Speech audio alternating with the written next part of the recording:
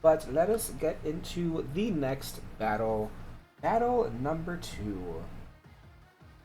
The first team leader of that battle being the Riddim Rotom, who is here in chat, led by Gelato, playing for the Trevor Project. Currently 14th at 0-4, looking for their first win today. Brain is not working. The Oyumons of this team being the Garchomp at 2-3, and the Galarian Slowking leading the charge of this team at 5-3.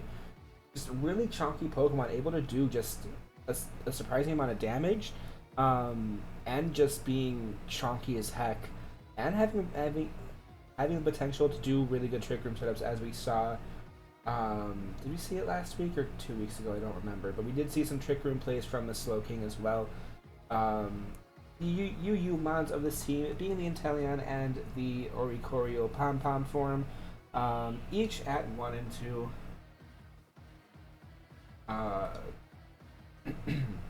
The Inteleon unfortunately having a chance to do a sweep, but it did not work, unfortunately, that way. With the Oricorio trying to counter.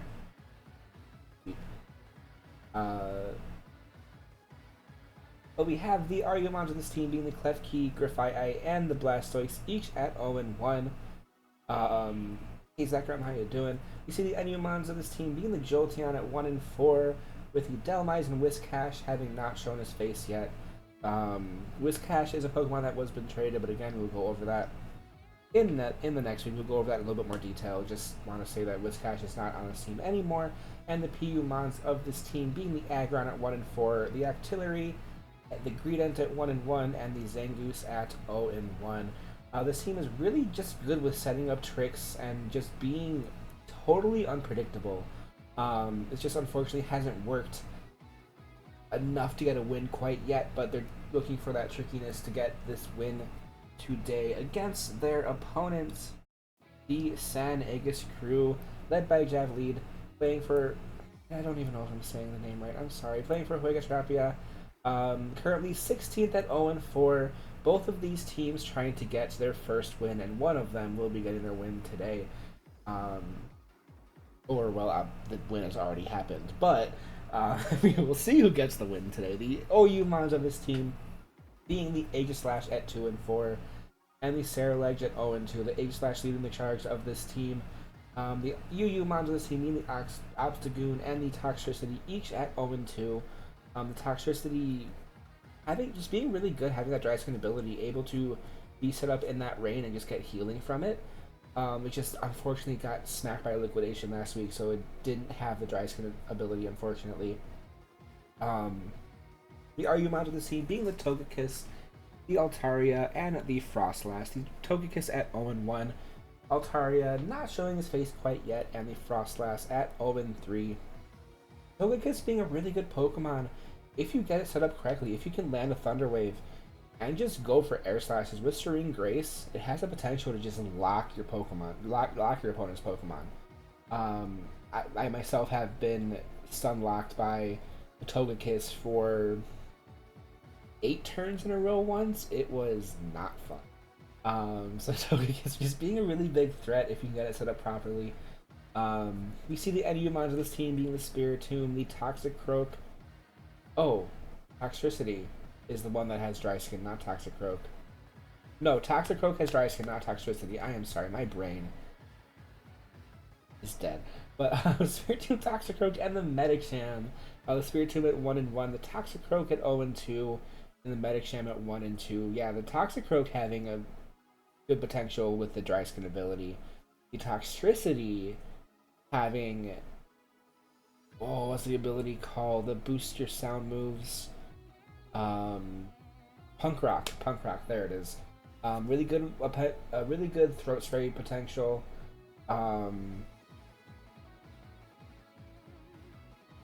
Yeah. Anyway, the Medicham also being able to go with the pure power. If you can get a Baton Pass into that pure power, like if you get like even a speed boost into pure power, Medicham has just a potential to do so much damage here. We see the PU-mons of this team being the Galarian Rapidash, the Luxray, the Bastiodon, and the Electivire. The Rapidash Usually going for the setup baton pass boost here. It has worked, but it hasn't been able to be taken advantage of quite yet. The Luxray being an 0-1. Luxray is just a really good Guts user. Just it doesn't really have the move set. It doesn't have the stab move set to take advantage of Guts too often. We see the Bastion at 1 and 2, and the Electivire at 0-0. Bastion is not really a Pokemon I know too much about, so I'm not really going to talk too much about it. But let's see the starting lineups of these two teams. Both of these teams fighting for their first win today. We see the Riddim Rotoms with the Garchomp. The Whiscash making its first appearance and its last of this team, because again, this Whiscash was traded after the battle. So this will be the first and last appearance of the Whiscash on this team, at least. It was traded to another team that we will find out next week. We see the Aggron coming back, the Jolteon coming back as well, and the Slowking, with the Klefki making its second appearance, I believe. I don't remember, my brain is not working, but yeah, the two Oyumons here, the Slowking, of course, having the most knockouts on this team so far. We see the Stan Agus crew with the Bastiodon, the Togekiss. Again, the Togekiss being really good, just Serene Grace, annoyance. We see the Spiritomb, oh my goodness, coming back. The Aegislash making another appearance. With the Cerulege, we see the three ghost types again. Not the greatest for type resistances, but I mean, of course, Spiritomb's only weak to fairy types. And we do see the Medicham as well making another appearance. I don't know what to say. My brain is not working. I'm sorry. This is why I need a co-host. Anyway, let's see the starting lineups of these two teams and get started with battle number 2.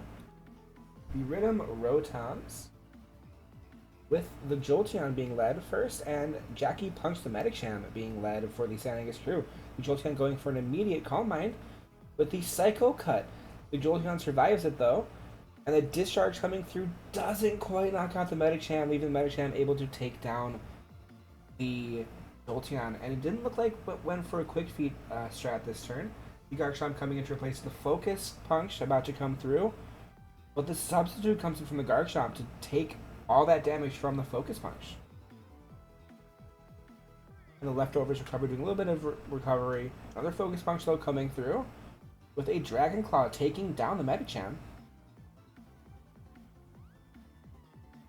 Each team's at we're tied at 5. Cerulege comes in to replace it, and a Swords Dance comes through from the Garchomp.